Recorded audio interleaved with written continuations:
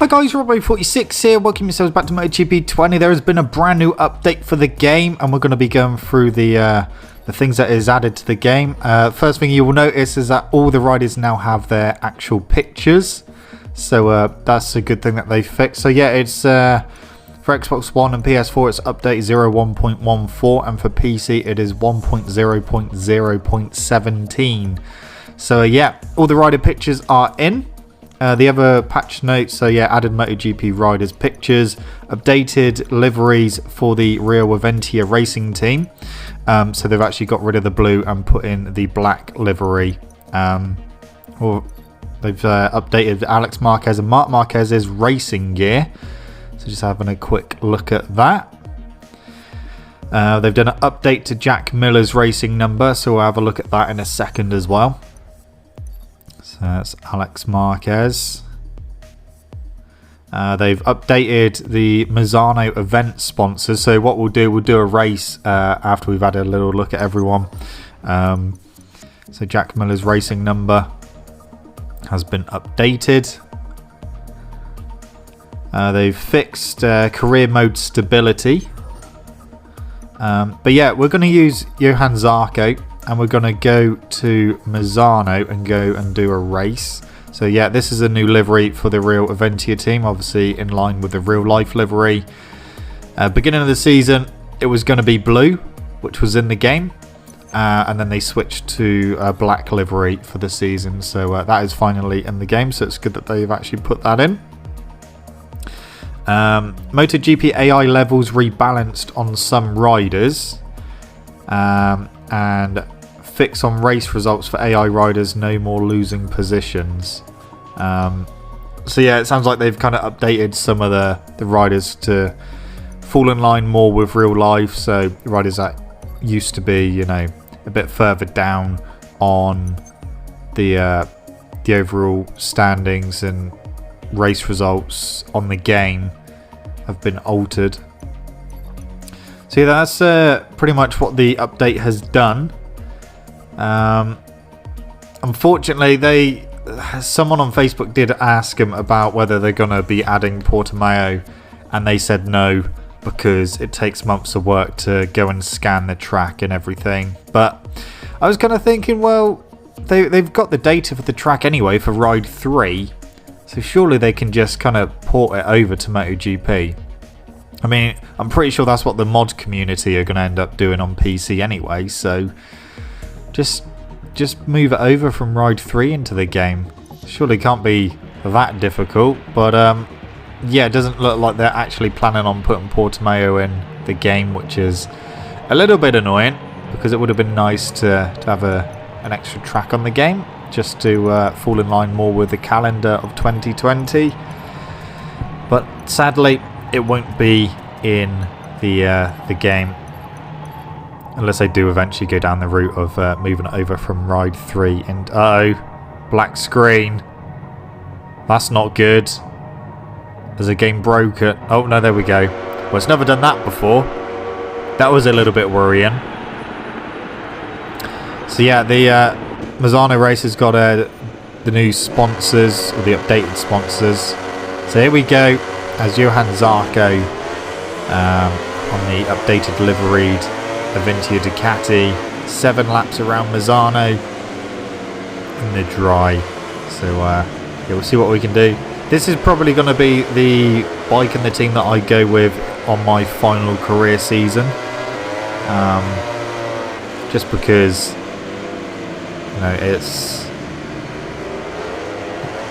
in the game it's not that great.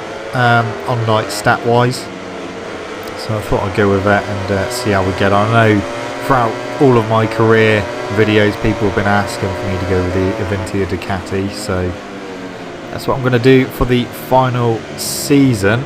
However, considering we've got it on 120%, we're still doing alright on it. We're still in 6th position and I think we will be able to go for the win. Oh, Dovey up the inside. Yeah, one thing that MotoGP games are missing and have been missing for a very long time is, you know, proper bike damage. I mean, if we could get, you know, we had a big crash at Red Bull Ring in real life last weekend, and those bikes were absolutely destroyed. If we could get that kind of damage on the game bikes, that would be really, really good, but I doubt that's going to happen for a very long time.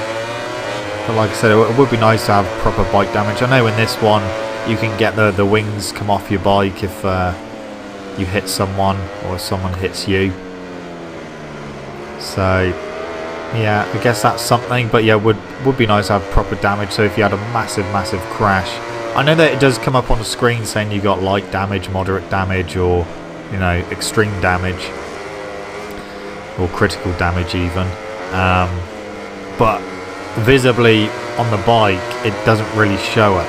You just have to go from what the game is telling you. But if you had it visibly as well, that'd be really good. So if you had a massive crash and your bike just falls to bits, then obviously you're not going to be getting back on. If you have a low side, then it grounds down your handlebars, or your brake lever, or your clutch lever, whichever side you crash. Foot pegs as well, they usually get ground down if they slide along the ground. Obviously not in the grass, but more if they're sliding on tarmac. But yeah, at least they are still updating the game. They are still working with it, because Ride 4 is going to be here in a couple of months' time. And we're kind of expecting them to go all hands on deck with that. But the fact that they are still doing some updates for the game, it's still good. I think that they seem to be supporting it longer than previous titles. There's been a new update for the Switch as well, which I saw their comments on Facebook as well, that should bring up the game in line with all the other games that are on PC, all the other platforms. So the Switch should be fully updated now. But yeah, it's good that they are still supporting the game. It is a shame that they're not going to be bringing Portimao to the game now, because that would have been a nice little bonus. And I know that they have said that it was announced too late, but it's like I said, they've got it on Ride 3, so they have the data for the track. So I don't know why they can't just rework it and put it into the game of MotoGP 20. I mean, it may not be 100% accurate, the track, because it may not have been laser scanned, as we get light damage there from Quattararo getting into the back of us. But yeah, it would be nice to have some version of it anyway. So I would like to do a full calendar, or follow the actual 2020 calendar that they're doing in real life on the game. But obviously we can't do that at the moment fully, because we would be missing the final round at Portimao. So we're on lap 4 of 7. We are leading aboard the Aventia Ducati as Zarco. So Zarco's actually got to go. He's had to have surgery on his scaphoid after that humongous crash at Red Bull Ring. And he's got to go in front of the FIM as well at the end of the week. I don't know what they're going to say to him, but yeah, he's been summoned. So at time of recording, nothing has been said what that is about or anything. Obviously it's about the crash at the Red Bull Ring, but what they're actually going to be saying to him hasn't been announced yet, but we shall see what happens. I know Rossi really isn't happy with the whole situation, and has kind of made a plea for the riders just to calm down a bit, especially for obviously the next race is at Red Bull Ring as well. So hopefully we'll get a bit more of a calmer race. I mean, if it's a good battle, obviously we don't mind that, but we just don't want an accident like what we had at the previous weekend, because if that did happen again, more than likely it would hit someone this time, because I don't think we're going to get that lucky again that it's going to miss the riders. So hopefully we'll be okay. Hopefully the riders will be okay. Obviously their safety comes first, so we'll have to wait and see. I mean, the good thing about the Red Bull Ring at the previous weekend, it was actually due to be wet, but luckily it turned out nice and dry. So hopefully they get another dry race this weekend. But yeah, I think after Red Bull Ring there's a couple weekends off. There's a little break before the next race. And then we might see Marquez come back to try and do what he can for the season. So he's potentially got three more weeks of recuperation and recovery to see if he can recover a bit more and get his arm in a way that it's ready to race again. But then he doesn't want another instance like he's had where he's bent the plate, not from opening a French door. That's not what's going to cause you to bend a plate. Considering, you know, he rode his MotoGP bike, which is going to be a hell of a lot of forces on your arms, especially under braking. He also went to the gym and was doing a lot of weights on that arm. So to bend it from, you know, opening French doors, the speculation is that he was doing motocross training and he may have crashed doing that, and that's what bent the plate. So it's just bizarre that Honda have come out and said it was from opening a door. Maybe because they're not that happy with Marquez crashing a motocross bike.